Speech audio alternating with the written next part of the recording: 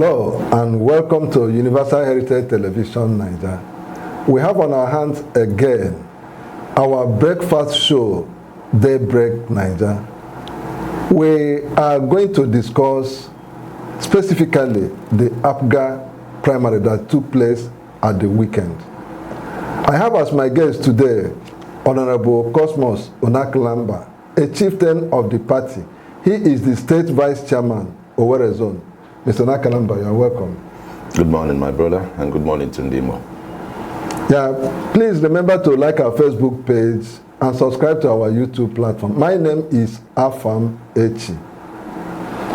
Sir, there was so much use and cries over Apga primary, and it led to a lot of issues, and people began to say so much, to the extent that it is believed that the crisis in your Apga may likely not produce candidates.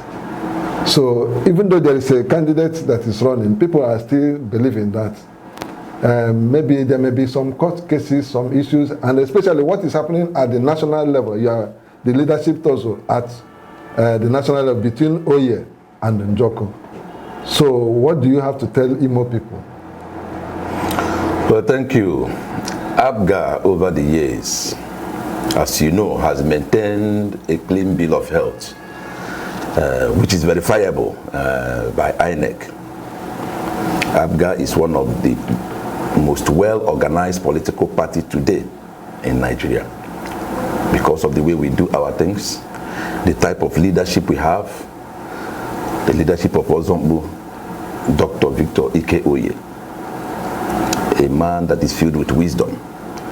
I'm not sure I came here today to talk about the Edeze Njoko and what is transferred the national leadership.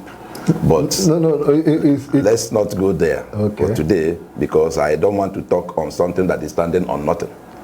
So because Edeze Njoko's issue has been dealt with by the Supreme Court, the apex court of this land, and he knows, Edeze Njoko knows that he's standing on nothing.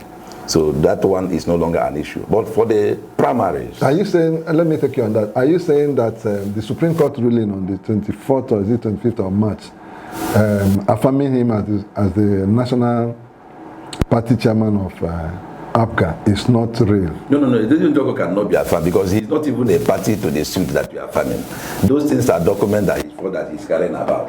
So he's not even a party to a suit. So before you affirm somebody, do you understand? You will be a party to a suit. It really doesn't matter ended at the Court of Appeal, and he knows that. So he's only trying to play a game where he will, maybe people he duped, how he play a game, how he will maneuver, the system, So now, well, I don't know whether he duped anybody. Now, he don't have a case. But there is an issue. No. The issue is dead. It's gone. It's over. Okay, but he's still putting himself up as the party chairman. No, he cannot do that, because if he doesn't carry himself at it, let him. Apga, like I've been saying in other platforms, Apga has only one national office. Okay. Owned by Apga, not rented. Owned by Apga. Our senators in Abuja. Edeze Njoko knows the place. If he feels he won the case at the Supreme Court, let him now go to that office and take over. Okay, so you don't win a case and go to the radio station, television station. You go to the office and take over. That is how they do. Okay, let's allow the issues to handle themselves. Now, let me take you back specifically to the Apga primary. What precipitated the crisis that played out at that time? We didn't see any crisis. We know that Apga had the best primaries in Imo State. And I think at the end of that primary, a credible candidate emerged, just like I said some few weeks ago when I came here, that Apga is going to present to Dimo one of the best candidates, and we did that over the weekend. And Apga presented Satoni Ejogu as their candidate, come 11th of November election 2023. Okay, but there were issue of a police invitation to the event, and a woman was agitating and saying he was wrongfully thrown out. No, sometimes that is why what I was referring to. I don't like talking on issues that are standing on nothing. Yes, there's a woman, Mrs. Ribuzo, who brought form in Apga. Okay. We saw her for the first time on Saturday. Okay. I saw her for the first time on Saturday, where she came to meet the state working committee member that she bought from. But at the end of the day, before the end of that day, we understand that her application, her waiver application, was not granted. I mean, nobody invited her for screening. So if you apply for something, the application will be granted first before you are invited for a screening or an interview. So at the end of the day, her application was not granted for some obvious reasons that the party gave her. One, the waiver application she submitted to the party, her name was not written on that application. Secondly, she did not resign from her previous party, which is APC, as stated in that waiver application. And because of that, the committee, the primary committee that is headed by the national secretary of the party disqualified her. Do you understand? Based on her waiver application. Not that she went for screening. Her waiver application was not granted. What is the waiver for? The waiver because she just joined the party. So the party will need, you need to get a waiver because it is constitutional, it is normal that before you run an election in any political party, you must at least stay up to 18 months. Now, when you didn't stay up to 18 months, it is not left for the party for you to apply for a waiver. It's left for the party to grant the waiver based on the documents you have presented, and they now look at it if you are credible enough to be given that waiver or not.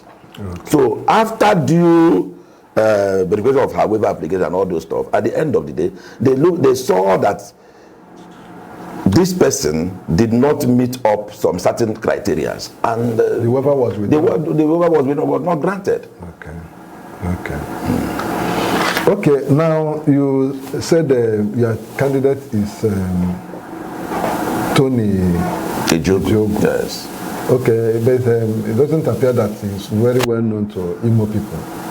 And you find him sellable to match Governor Hope Uzodimma to take over from him, because Imo people are looking for persons that they want a change from, if you feel the pulse of the people, there's the need that they want something different going forward. Yes, that is the advantage that we have.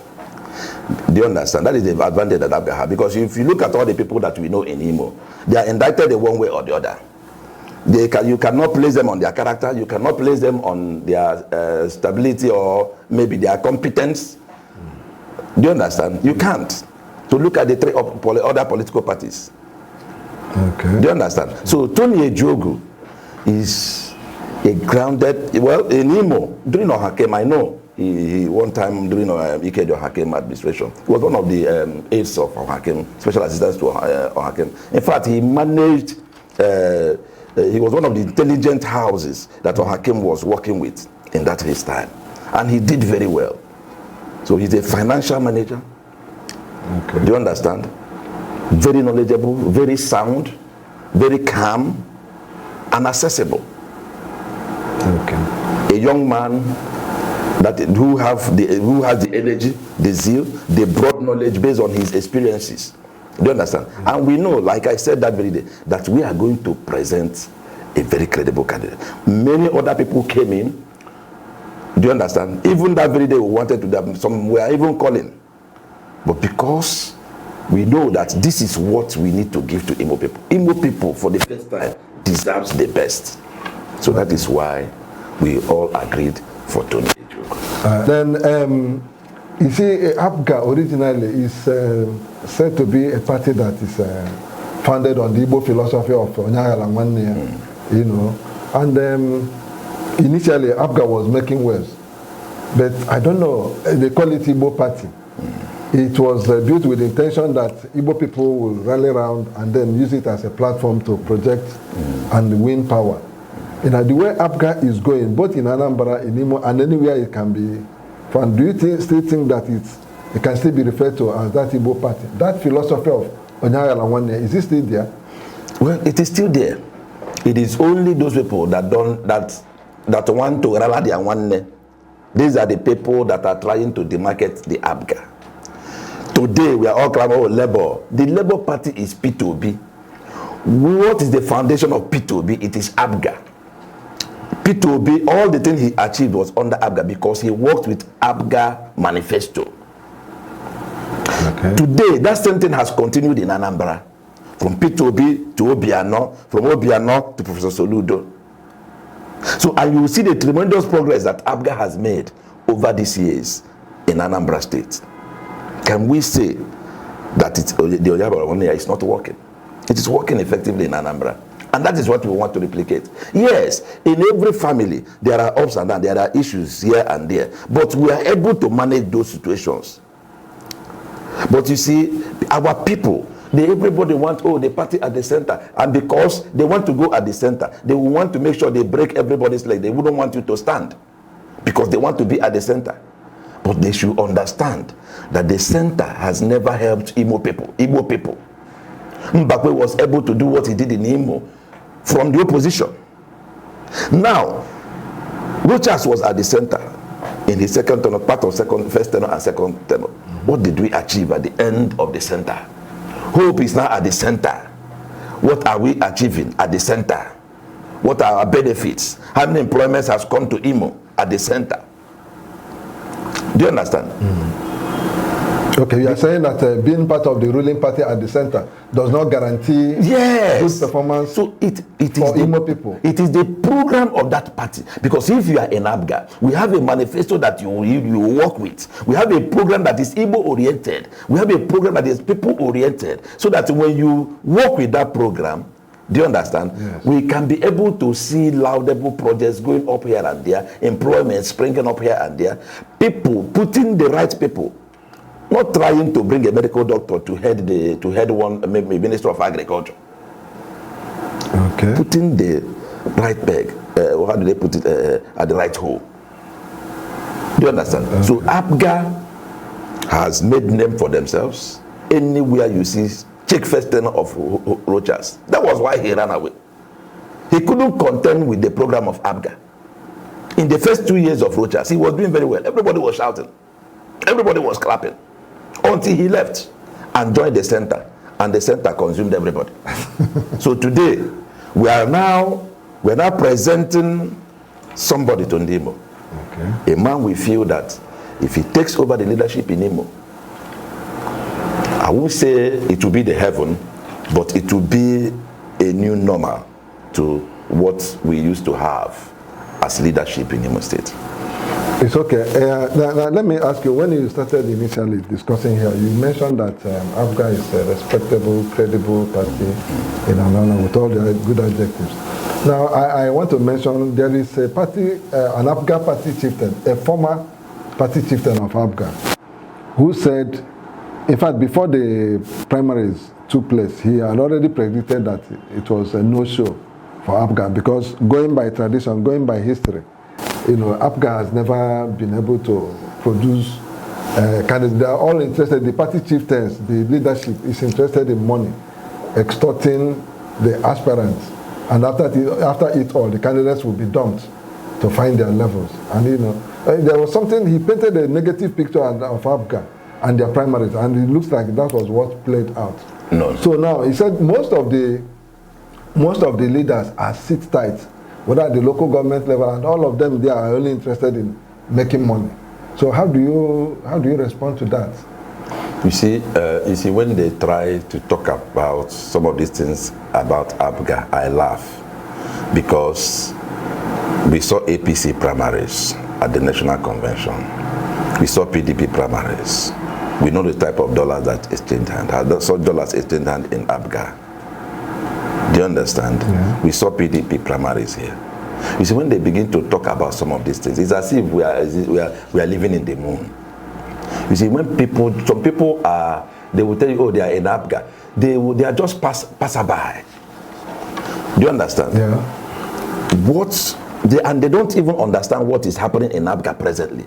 I believe that woman, that man or woman, don't even understand what is happening in Apga presently. The level of progress we have made presently. Even the global election that happened last year, we contributed money. We generated the candidate from his form to everything. We contributed money to present the candidate. We contributed even the money that was given to the agents that day to enable them for their transport. We contributed it to give them to be in their booth. So they don't even understand the level of progress we have made in Apga presently since this present executive came into power. So they are just talking from what they think from their mind. But in PDP, in APC, they are dollar. Okay, even this Labour, they think that is a cent. See Labour now, that nobody knew before. All of a sudden, their fund was kept at 25 billion before they reversed, after the death of Humphrey. They reversed to 15 million.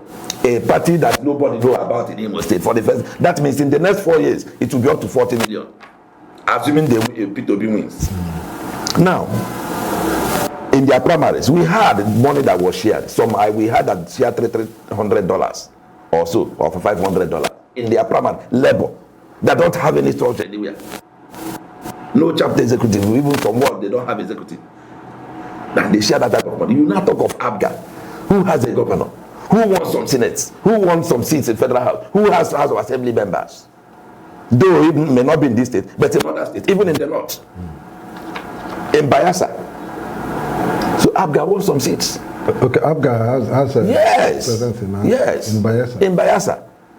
I do know in the last election, 2019, you people had about 11 seats in Benue State. Do you understand? So I don't understand. So when they talk of money, my brother, people join politics. Will you be leaving your house every day? You attend the meeting. You do this as a party executive. You carry this function or the other. At the end of the day, you come back, your wife will be clapping for you. If I'm doing some certain job at a particular time, do you understand? It is expected. I get that at a particular time. You should be rewarded. You should also be rewarded. A good laborer deserves his wages. Let us get it. Like now that we are all working now to see that Tony wins this election, to see that we give him the best leadership. Then at the end of the day, we work and maybe Tony wins. And you now come up and say, why should we benefit? Did the Rochas give us money in 2011? Okay, let me take you to another issue. Now, there is I don't know how you will respond to this. There is this allegation or insinuation that the ruling party, APC, I know the APC government in the state, has continued to infiltrate virtually all of the parties to make sure that they do not bring up credible candidates that can match the present governor, Hope Uzodimma. To what extent is that true in your party? Well, the way you are hearing it as a rumor, I'm hearing it also. But I know that we have a governor who understands, I would say he understands politics the way it is being played. Okay. So whatever means he feels he wants to achieve it, do you understand? Yes. Is best known to him. It's part of his strategy, if it's true. But for us, I wouldn't say Mr. A or Mr. B is planted by because I am not there. I don't know if he sent any money to, I don't know if he sent anybody. But what I'm saying is that at this present time, it's not the discussion we should be having. The discussion we should be having is IMO. How do we move IMO forward? How do we bring that development to the ordinary people? I went to somewhere yesterday where I went to for a land issue somewhere in Owerri West, Zamako Hubi area.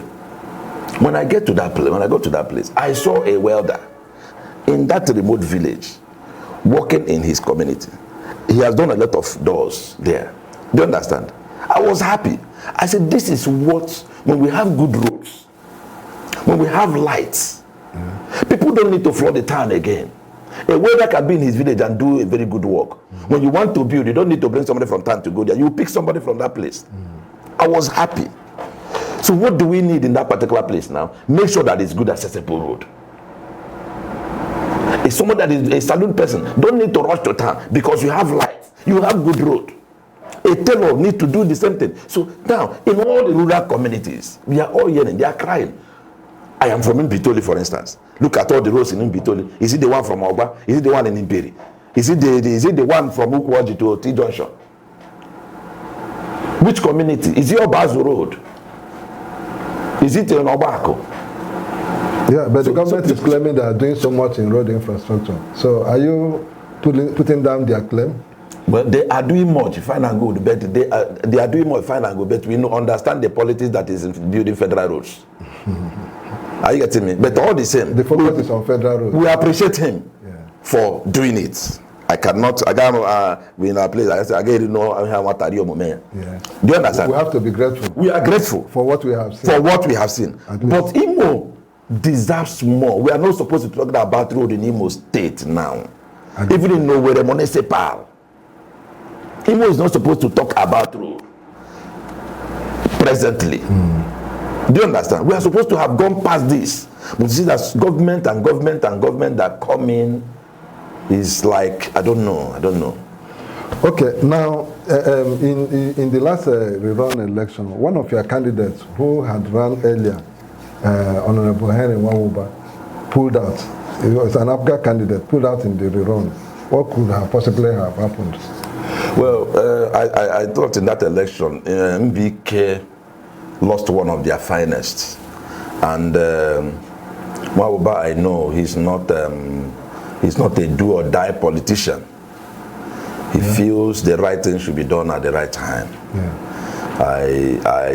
I saw that maybe he has looked at all the dynamics, all the odds. Maybe he feels that Mbitoli needs change. Are you getting me? So he said, let him step aside. And he didn't join in that rerun. He told me he has looked at all the narrative, all the dynamics and everything. Are you getting me? And say, no, he wants to leave it. Let them go ahead. Do you understand? And I think any decision he wants to make will be for his own interest and the betterment of Mbitoli, because Nwawuba, I know, has Mbitoli Kedru at heart. He is one of the people that I regret that we will not have in this 10th assembly, because he understands the job. Yeah. What you just said sounded like a contradiction, because he is to go, he is running to go for the third tenure, for the third term. And that would have given Mbitoli people the opportunity to balance the power rotation, because the Kedru had held that position for 3 tenures, and Nwawuba has gone for the second tenure and is preparing for the tenure. So pulling out at this stage, is it in his own favor, or because the so-called ranking benefits now that he has lost to somebody who is more or less a greenhorn going to start all over again? You understand what I mean? Going to start, because the level of influence Nwawuba would have wielded if he was there for the third tenure is quite different from somebody who is just going there to learn how to climb the ropes. So how do you reconcile it? No. He's abandoning the... He didn't abandon. You see, when you look at it, we had about 52,000 votes for the rerun. Okay. In Mbitoli. Okay. He has looked at the margin between the Labour Party, the APC, and his own. Okay. Bearing in mind that P2B will not be on that ballot paper on that particular day of election. Bearing in mind what happened in the State House of Assembly, where ballot boxes were carried. It was by fire, by force. By fire, by force. I was my local government collection agent. I was locked out. They didn't allow me to come in. Who did not? The military. The people at the security gate. They didn't allow us to come in. Even when I was showing them my tag, that I'm the collection agent of my party. They said we should go back. So which people deployed the military? I don't know. People that used to deploy military are the people that deploy military. But at the end of the day, they were not professionals. They didn't really get it right. Yes, they were there for security. But sometimes their overzealousness makes them to do some certain things. I like the job they do. Do you understand? I like the job they do to secure lives and property. But at the end of the day, in some certain things, they should take it easy and try to be on the side of the people instead of on the side of the politicians who hired them. Do you understand? Yeah. So for that day, after I spent a lot of time pleading, they didn't allow me to go inside. So as my local, so based on all these narratives, if you are Nwawuba, now you now look at it. The day P2B was on the ballot paper box, how many people in each belief? There is no polling unit. We had up to 300 votes. Do you understand? Yeah. So now in this rerun, make a statistics of 100 people per booth. There's going to be voter apathy. No, actually there was voter apathy. So, and at the end of the day, so he has looked at all these things. It's not going well. If he goes to that election, it doesn't make any sense. It's just going to well away time and resources and energy and endanger people's life. Okay. So because he has the interest of him be totally used as hard, he wouldn't want to endanger anybody because he knew that APC was coming to that battle. I get it. They were to that election as a battle. So, and I think Guber has made the best decision, not just for himself, but for Mbike. And I pray that whatever dream he has, whatever ambition he has for Mbitoli Kedru, for Imo State, God will grant it. I'm not angry. I even heard today that he's moving into APC. Like I said, it's his personal choice. He has made some friends. He has made some contacts. Let those contacts be beneficial to our people.